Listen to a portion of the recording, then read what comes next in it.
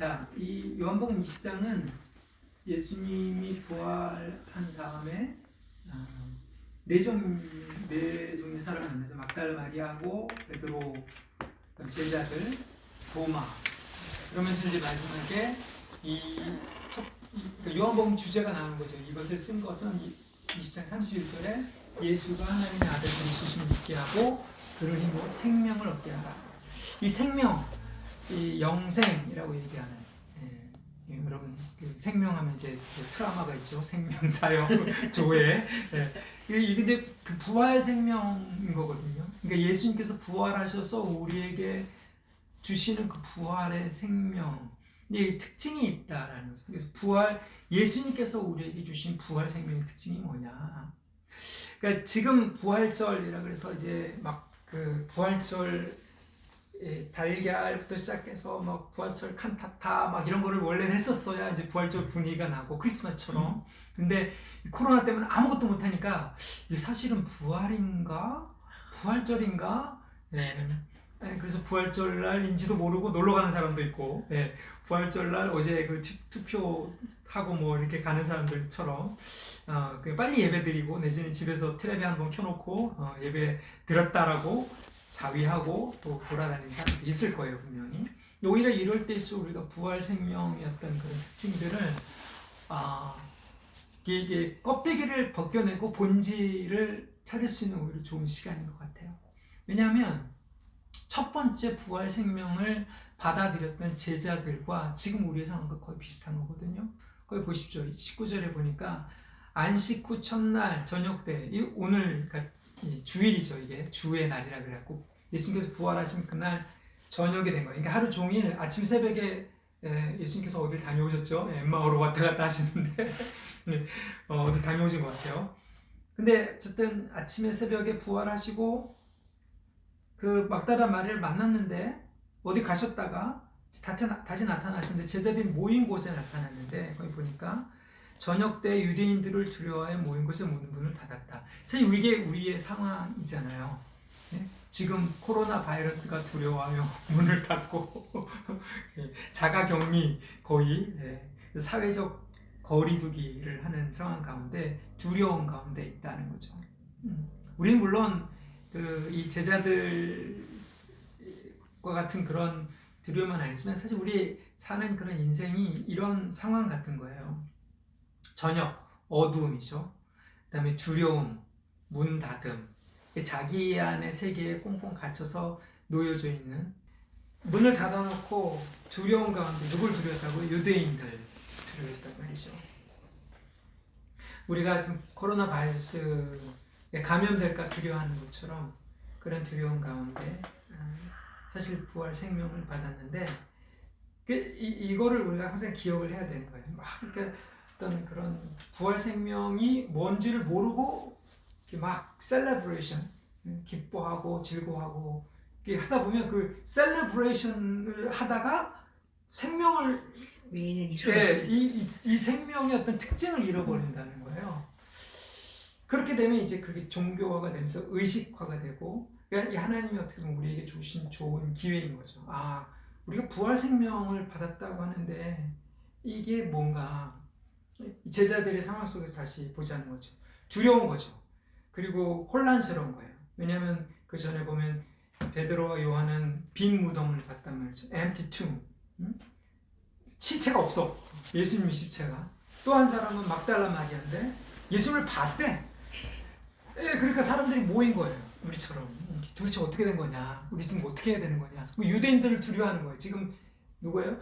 유대인 제사장이 그 유대인 무리가 로마 권력에게 고소를 해서 로마 법상 가장 험악한 처형법인 크루시픽션, 십자가 처형을 했잖아요.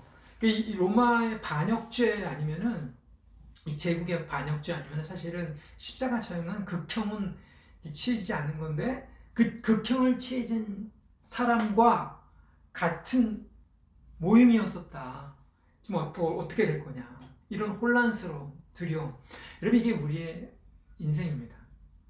교회에 어떻게 보면 교회가 처해 있는 상황인 거예요. 우리 교회가 처해 있는 상황일 뿐만 아니라 본질적으로 그런 거예요. 우리 인생이 처해 있는 상황. 두려움과 불확실함과 혼란스러움. 근데 그 가운데 부활 생명을 받았다는 거죠. 그러니까 그 상황 자체를 하나님이 해결해 주시는 게 아니라, 그렇죠? 우리는 예수님 하나님 믿을 때 그 상황을 앞으로 내가 뭔가를 확실하게 했으면 좋겠다. 저도 그래요. 앞으로 내가 무슨 어떤 특별한 사역을 확실하게 좀 뭔가 좀 환경이 확 이렇게 편안해지고. 근데 하나님은 그렇게 부활 생명을 제자들에게 예수님을 통해서 주신 게 아니라 혼란과 불확실함과 두려운 상황 가운데 주셨다. 근데 그 부활 생명이라는 것이 그러한 상황 가운데서 더 독특하게 드러난다는 거죠. 그러니까 그 다음부터는 이 사도들이, 제자들이, 교회가 혼란, 불확실은 두려움 가운데서 계속 부활 생명을 붙잡기 때문에 이게 사람들이 신기하게 생각해서 본 거란 말이에요. 그러니까 우리도 이 말씀을 보면서 부활 생명을 온전히 붙잡아야겠구나. 그러면 하나님께서 그것을 드러나게 하시는구나. 이걸 좀 깨달았으면 좋겠습니다. 그래서 4가지가 나와요. 첫 번째는 평강입니다. 부활 생명의 특징. First characteristic of the resurrection life is peace. 샬롬이죠. 거기 보니까 19절에 보니까 문을 닫았어요. 그러니까 우리의 생각에서는 우리의 피난처, 우리의 안식처, 우리가 할 수 있는 최고의 일을 한 거죠. 그 안에 갇힌 거죠. 우리가 발견할 수 있는 자기만의 공간, 저 같은 경우에 또 그리고 여러분도 자기만의 어떤 그런 이 쉘터가 있잖아요. 피난처. 이 장소는 예수님 마지막에 제자들 발이 씻기면서 마지막 유월절 만찬을 한 마가의 보통 다락방이라고 부르는 것입니다. 근데 오셔서 뭐라고 그러시면 첫 번째 평강이 있을지어다. 샬롬. 샬롬이라는 말은 인사말이에요. 그냥 우리 안녕하세요, hello, hi 이렇게 할 수가 있겠지만 이스라엘 사람들 요즘도 샬롬 그렇게 얘기를 하죠. 또 여러분 요르단이나 저기 가면 살람 알리쿰 라고 샬롬 알라이캄이라는 히브리어하고 아랍하고 사실 동조어, 셈 동조어거든요. 그래서 당신에게 평화가 있습니다 라는 그런 인사말인데 예수님이 여기서 2번 얘기를 했어요. 19절과 21절에 너에게 평강이 있을지어다. 그러니까 부활 생명의 첫 번째 특징은 평강이라는 건데, 이 평강이 도대체 뭐냐? 그냥 우리가 마음이 편안해지는 게 아니라 지금 혼란과 두려움과 불확실성 가운데 하나님께서 주시는, 예수님께서 주시는 부활 생명을 받은 사람은 이런 평강을 받는다는 게 뭐예요? 첫 번째는 거기 보니까 이 말씀을 하시고 20절에 손과 옆구리를 보이시니 제자들이 주를 보고 기뻐하더라. 이게 예수님의 평강, 세상이 알지 못하는 예수님 주신 평강이란 뭐예요? 손과 옆구리를 보여주셨다. 왜 손과 옆구리를 보여주셨을까요? 아니 얼굴 보면 알 거 아니야. 여러분 Passion of Christ 그거 영화 보셨죠? 이 가시관을 쓰고 맞았기 때문에 얼굴이 일그러져서 못 알아봐요. 그래서 엠마오 제자들이 사실은 부활한 예수님을 못 알아본 이유가 예수님이 부활하셨는데도 불구하고 아직 그 맞은 그 상처 이게 완전히 다 아물질 않은 상태예요. 죽임 당한 사람이긴 한데 누군지 알아보지 못할 정도로 얼굴을 제대로 알아보지 못하고 처참하게. 그럼 그 계시록에 보면 죽임당한 어린 양, 예수님의 그 십자가의 죽으심이 어떻게 보면 거의 아물지 않은 그 상태로 계속 있게 만드시는 거. 그 영원한 상처죠. 어떻게 보면 하나님 편에서 보면 그게 십자가의 이 어린 양, 그러니까 이게 하나님의 어린 양이다라는 것을 온전하게 사람들이 인정할 수밖에 없는, 그 십자가를 인정할 수밖에 없는, 그것이 바로 예수님께서 우리에게 주시는 평안의 첫 번째 임재라는. 우리가 보통 임재 그러면 하나님이 함께 계신다, 평강을 느낀다, 마음의 어떤 느낌을 얘기하지만 그거라기보다도 여기 보면 평강이 있을지어다 하면서 손과 발, 이게 예수님께서 지금 십자가의 희생을 치르신 분이다. 얼굴을 못 알아보는 상황에서 이 사람들에게 하나님의 어린 양으로서 자기 자신을 제시하는, 이게 임재예요. 그 다음에 제자들이 주를 보고 기뻐. 두 번째 이 평강의 어떤 결과죠. 하나님 주신 기쁨이, 그거를 예수님께서 죽임당한 하나님의 아들이라는 사실을 깨닫고 기뻐하는, 그것이 하나님이 주신 평강의 증거를. 이 부활 생명이 있는 사람들은, 그러니까 다시 정리하자면, 저도 그렇지만 불확실한 상황, 환난, 어려움, 이게 두려움, 앞으로 어떻게 될지 모르는, 자기 생각으로는 도저히 답이 안 나는 그런 상황 가운데 예수님의 임재, 예수님을 볼 때 십자가를 생각하면서 기쁨을 발견하는 것, 이게 세상이 감당할 수 없는 샬롬입니다. 샬롬. 예수님께서 죽음을 정복하시고 죄를 정복하신 그 부활 생명이 샬롬으로, 지금 예수님이 안 보이잖아요. 근데 우리한테 있는 거예요. 그래서 예수를 믿으면, 어렵고 힘든 상황인 것 같은데 제가 살이 좀 쪘죠? 네. 1kg 불었어. 2kg 부른 것 같아. 이게 지금 살이 빠져야 되는데 이게 폐역한 건가 싶어서 오늘 아침에 왜 살이 찌지고? 근데 모르겠어요, 저도.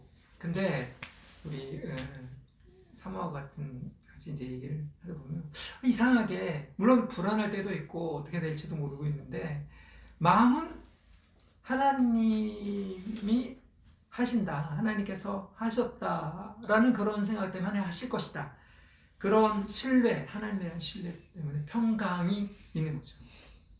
그러니까 제가 지난주에 권 집사님을 잠깐 뵈러 갔다 왔더니 이제 생각보다 얼굴이 좋으니까 좀 약간 의아해 하시는 것 같더라고요. 막 이렇게 막 힘들어하고 막 근데 그렇지 않다. 이런 마찬가지입니다. 불확실하고 거기서 두려움을 느끼고 힘들고 어려움 느끼는 거는 정상이에요. 그러나 그거가 나의 어떤 존재나 나의 어떤 앞길을 흔들지 못하는, 그러니까 나를 흔들지 못하는 그런 예수님의 평강이 예수를 믿는 사람들에게는 주어진다. 이게 첫 번째 우리가 부활 생명을 가지고 있는 증거라는 거예요. 여러분 그게 다 있으시죠?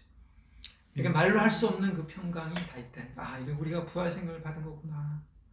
그 안에 예수님의 십자가를 통한 임재와 그것을 통한 기쁨, 예수님이 시구나, 그분이 시구나라는 것을 발견한 그 기쁨, 이것이 우리 안에 예수를 믿는 순간 계속 있다라는 거예요. 지금 보이지 않아도 우리가 예수님 부활 생명을 받은 증거입니다.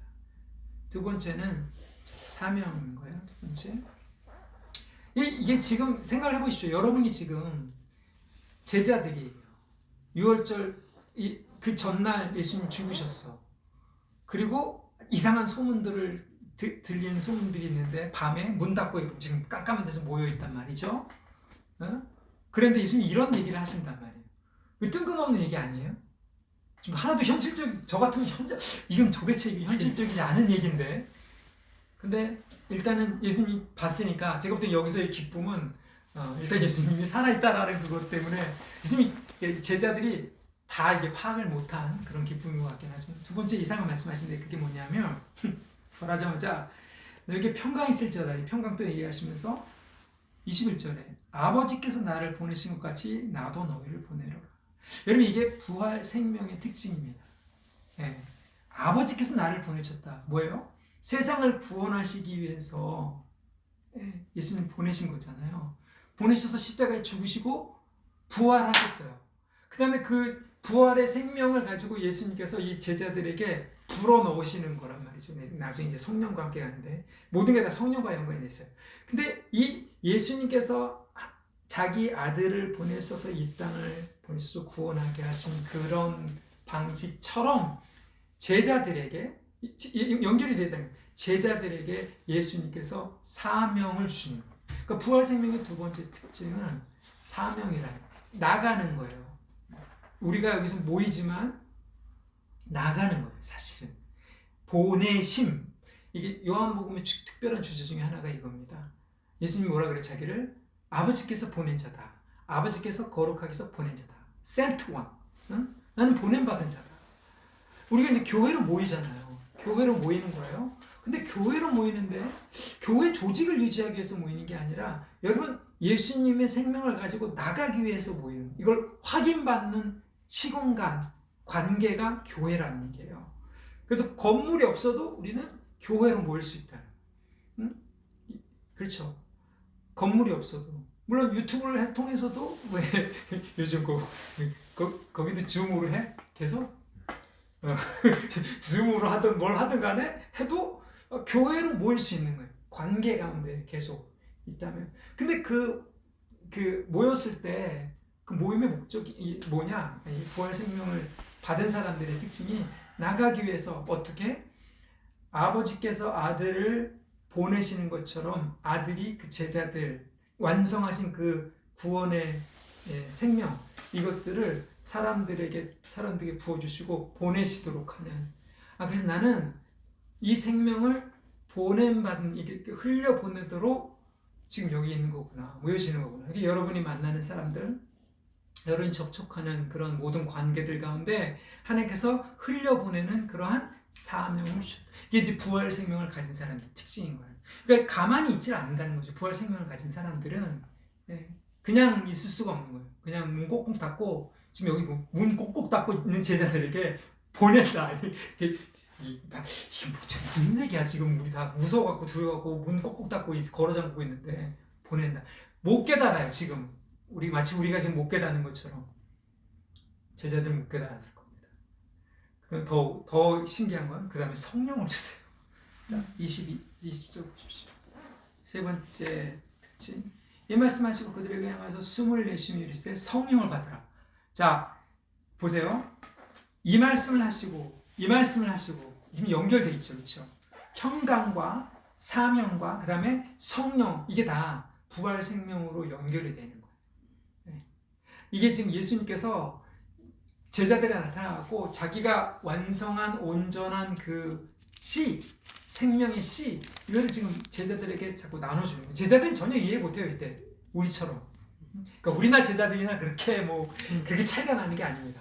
근데 우리는 이걸 믿음으로 받아야 돼요. 그러면서 숨을 내셨다 그랬어요. 그들을 향하사라는 말은 원어에는 없지만 이 말씀은 굉장한 의미가 있는 겁니다. 이게 요한 사도는 그 구약에 있는 모든 상징들을 끌어다가 상징적으로 여기다 압축해서 촥 주는 걸 좋아해요. 앞에서 말한 것처럼 생명의 물, 생수라든지, 그런 하늘의 떡이라든지, 인자가 들려야 한다, 모세가, 이런 모든 예수님의 그런 상징들을 여기서 지금 숨을 내쉬는 행위로 묘사를 합니다. 이거는 신약에는 한 번만 쓰인 말인데 구약에는 여러 번 쓰인 말이에요. 구약에 하나님께서 아담을 창조하시고 코에 생기를 숨을 불어넣으신다는 그 똑같은 헬라어예요. 엠푸사오라면, 우리가 영어로 보면 inspire 이렇게 해서 expire, inspire. inspire 하면 이 어떤 그 공기를 이 안에다가 풍선 부는 것처럼 이렇게 훅 하고 불어넣는, 그 하나님께서 하나님의 생명을 흙으로 만들어진 흙 거기에다가 불어넣었던 것처럼 예수님께서 지금 부활의 생명을 제자들에게 성령으로, 거룩한 영으로 불어넣으시는. 그러니까 이 말이 또 에스겔서 37장에 보면 마른 뼈에게 대언하라 그랬더니 생기가 어떻게 했다고요? 들어갔다 그러잖아요. 그 생기가 들어간 것도 이게 엠프스하고 똑같은 말이에요. inspire. 이게 하나님의 성령이 이제는 예수의 영으로, 예수님의 기운, 예수님의 생명으로 우리 안에, 우리 육신이 지금 늙어가고, 지금 배도 나오고 썩어지고 있는데도 불구하고 들어온 거예요. 성령이 들어온 거예요. 그래서 성령을 받으라 이렇게 얘기해요. Receive the Holy Spirit. 우리가 이거 받는 겁니다. 받은 거예요. 예수님을 믿는 순간 이 부활의 생명 안에 평강과 사명과 성령이 지금 같이 들어오는 거예요. 그러니까 우리 안에 지금 그런 거예요. 다른 사람과 우리의 차이는 똑같이 늙어가 똑같이 죽지만 우리가 이 몸을 이 성령 안에서 어떻게 쓰느냐, 어떻게 이 몸을 가지고 이 부활의 생명을 cultivate 하느냐가 이제 마지막 날에 부활의 몸을 입는, 그러니까 이 몸이 후패해지는 어떤 그런 것이 되게 좋은 거죠. 어떤 방향에 있을 때? 하나님께서 지금 원하신 내가 너희를 보낸 것처럼 아버지께서 나를 보낸 것처럼 내가 너희를 보내는 그러한 사명, 부활 생명이 움직이는 그 방향성을 인지할 때, 그랬을 때 마지막에 23절에 보니까 너희가 누구인지 죄사함을 죄든지 사하면 사해질 것이요 누구인지 죄는 그대로 두면 그대로 있으리라. 마치 이거를 어떤 나쁜 사람들은 꼭 나쁜 사람들은 자기가 무슨 죄사함에 권세가 있는 것처럼, 혹은 기독교인이 죄사함에 권세가 있는 것처럼, 그게 아니라 지금 이건 뭐예요? 예수님의 생명을 우리한테 주셨을 때 보낸다 그러잖아요. 제자들을 통해서 예수님의 부활의 생명을 증거했을 때 죄사함이 있는 거예요. 지금 예수님께서 죄사함을 다 치르셨잖아요, 십자가로. 그리고 부활하셨단 말이에요. 그러니까 죄사함의 모든 이 원리가 하나님의 선물이 예수님의 안에 있는데, 이걸 지금 제자들한테 주면서 지금 야 이거 좀 받아가라, 가서 전해라. 가서 예수님 안에 하나님의 죄사함이 있다, 거기에 생명이 있고 영원한 생명이 있다는 것을 증거해라. 그랬을 때 받는 사람 뭐예요? 죄든지 사하면 사하실 것이요. 이 사람들이 죄를 사는 게 아니라 예수님의 십자가를 증거할 때 죄사함을 얻게 된다는 얘기죠. 그리고 누군 죄인지 그대로 두면 그대로 있어요. 그거를 받아들이지 않는 자는 그 죄가 사함을 받지 못하기 때문에, 거부하기 때문에 그대로 있게 되는, 그러니까 교회의 권세는 결국 예수 그리스도께서 이루신 십자가의 죽으심과 부활을 온전히 증거하는 데 권세가 있는 것이지, 어떤 사람이 내가 저 사람을 묶으면 죄가 그대로 있고 내가 저 사람의 죄를 풀면 아니죠. 하나님만이 죄를 사하시고 죄를 그대로 두게 하시는 권세가 있으신 분인데, 예수 그리스도의 생명 안에 그걸 두셨고 그거를 성령을 통해서 제자들에게 이렇게 보내시는 거예요. 그러니까 우리가 성령을 통해서 그 부활의 생명을 받았을 때 이 제자들처럼 지금 이 세상에 살면서 혼란하고 불확실하고 두려운 그런 삶 가운데 살면서 성령이 우리를 통해서 나가게 만드시는 이 부활, 이 예수님의 십자가의 부활의 어떤 그러한 구원을 증거하게 만드시는 거죠. 이게 바로 부활 생명의 특징입니다. 오늘 부활절이잖아요. 이게 우리에게 이미 온 거예요.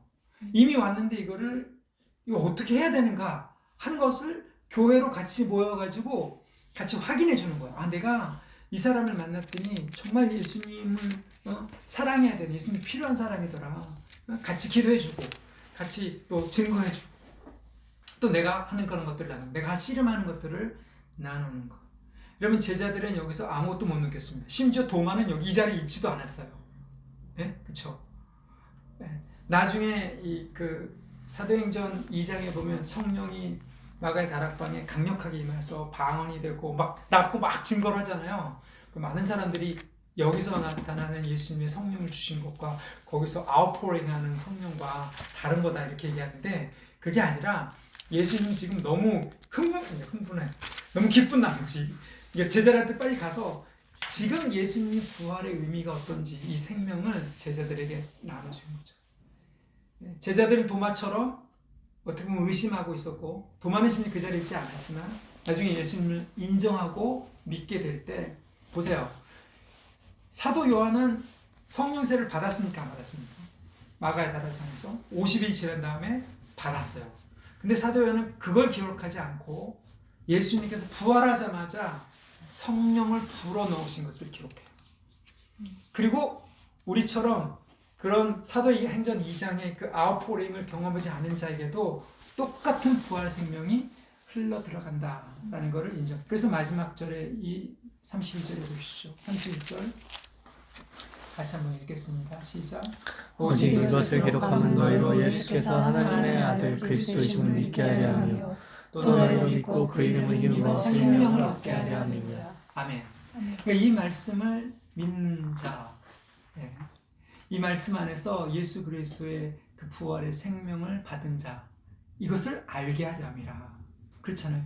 체험이 아니라 이 말씀을 우리가 믿음으로 받아들일 때, 우리 안에 예수님의 부활의 생명이 이런 특징인 겁니다. 평안을 그래서 주시는 거구나. 그래서 사명을 주시는 거구나. 그래서 성령을 주시는 것이고, 그래서 죄사함의 권세, 증거할 수 있는 그러한 권세를 우리에게 허락하시는 거구나. 여러분, 이것이 이스라엘을 향한 구원의 메시지입니다. 근데 교회를 세우셨어요. 지금 이 사람들은 다 유대인들이고 예수님은 유대인의 메시아로 오셨어요. 네. 그리고 먼저 증거되어야 된 곳이 예루살렘 교회였어요. 지금 우리에게까지 왔는데, 우리나라에는 유대인 공동체가 없잖아요. 많은 사람들이 이걸 착각을 해요. 그래서 개인적인 신앙생활 이런 정도로만 생각하는 경우가 있는데, 우리가 좀 크게 봐야 되는 거예요. 이건 지금 예수님께서 유대인을 통해서 새 이스라엘을 만드신 그 새 성령을 부어주신 그런 사건이고, 새로운 공동체, 교회를 세우신 그런 사건이고, 그 교회 안에 새 생명을 불어넣으신 사람들을 지금 그래서 보내신 사람들이구나. 이것을 우리가 기억하고 신앙생활 때 결국 우리가 하는 모든 선교나 증거나 삶의 어떤 그런 모든 메시지는 예수님께서 유대인의 구세주로 오셔서 새 이스라엘 만드시고 우리가 그 새 이스라엘의 한 부분이다. 그럼 누구를 증거로 삼아야 됩니까? 증인으로 삼아야 됩니까? 네. 이스라엘이 증인이어야 돼요. 그러니까 하나님 기가 막힌 일을 하신 거예요. 1945년에 이스라엘 국가로 탁 세워주셨단 말이죠. 그게 마지막 때의 징조긴 해요. 왜? 이방인 교회에서 새 이스라엘, 이방인 교회에서 새 이스라엘이 세워졌다는 것을 모아놓은 이스라엘 국가가, 이스라엘 공동체는 유대인들이 인정할 수 있게 만들기 위해서, 말하자면 그 배심원들이라고 얘기하죠. 주요리들. 그 사람들을 입장시킨 거예요. 모아놨단 말이죠. 그 다음에 이방인 공동체를 지금 찾고 계시는 거예요. 새 이스라엘, 이 부활의 생명을 가지고 예수님의 이 영을 가진 사람들, 새 이스라엘 공동체가 세워진 사람들이 여기 있다. 그래서 마지막에 그 사람들이 그걸 보고서는 맞네, 저 사람들이 우리가 기다렸던 메시아를 온전히 믿었던 그런 사람들이네. 여러분, 지금 이 마지막 때에 이 코로나 바이러스의 이 시간에 하나님이 이제는 뭘 할까요? 이스라엘 모아두신 그 하나님이 이제는 이 온전한 부활의 생명을 가진 공동체를 열방 가운데 세우시는 거예요. 그래서 이 사명을 온전히 완수할 수 있도록. 그러면 그때 되면 이제 코로나 바이러스 이상의 어마어마한 표징들이 나타날 겁니다. 마지막 때 표징들이. 그때가 지금 되고 있는 그런 상황 가운데 우리가 지금 들어가고 있다. 그러니까 결국 이 시대에, 지금 이 시대에 우리가 부활절을 보내면서 지금은 하나님의 그 부활절을 온전히 셀레브레이션을 막 화려하게 부활절 칸타타를 제대로 할 수 있는 교회를 찾으시는 게 아니라 부활 생명을 받은 사람들, 예수님을 믿고 그 이름을 믿어서 생명을 얻는 그러한 사람들의 공동체를 찾고 계시는 거구나. 그들이 계속 흘러나갈 수 있도록 결국에는 그래서 이스라엘 공동체를 지금 세워놓으셨구나. 그런 확신이 있으신 거죠, 하나님. 우리가 그 중에 한 사람이다. 우리가 그 교회로 모였다. 여러분, 이것을 좀 확인하면서 예수님을 온전히 제대로 믿는 것, 이것이 무엇인지 이 부활절에 다시 확인하는, 그래서 우리가 불확실하고 어렵고 두렵고 제자들처럼 스스로 갇혀있고 싶고 갇혀있기도 하고 그런 상황에서 예수님은 나가라 그래요. 보낸다. 심지어는 성령까지 훅 불어서 나가게 만드시는 성령의 그런 역사가 있는 그런 공동체가 되기를, 그런 저와 여러분이 되기를, 예수의 생명을 가진 사람들이 되기를 주님으로 축복합니다.